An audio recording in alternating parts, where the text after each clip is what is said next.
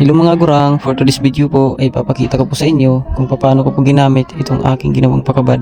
At dito nga po ay makikita nyo kung gaano katindi itong ginawa kong pamain. Fast forward po tayo mga gurang, at dito naman po ay nakahuli na po ako ng isda na tinatawag na balira dito sa amin.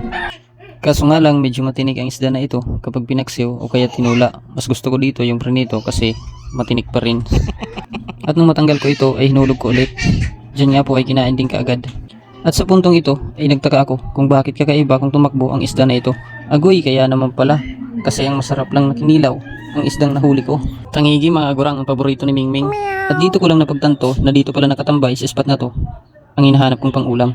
Kaya naman dali-dali ko po itong tinanggal para ihulog ulit. Pasensya nga po pala mga gurang kasi hindi ko po muna nahugasan yung isda. Yan, makikita nyo po ang ganda ng pagkakasabit ng pakabad na ginawa ko.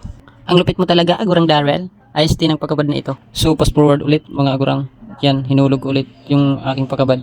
Masarap talaga sa feeling pag ganito. Uuwi kang matawa-tawa ang puso mo. Salamat palagi Ama sa blessings na binibigay mo sa amin araw-araw. At yan nga po mga gurang, pangatlo kong huli, tangigi ulit. Maraming salamat po sa inyong panunood.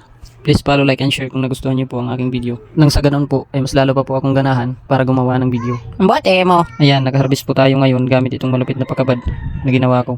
So, hanggang dito na lang muna mga gurang. Ay, salamat. Mababayaran ko na rin ang utang ko na bigas. Salamat. Bye-bye.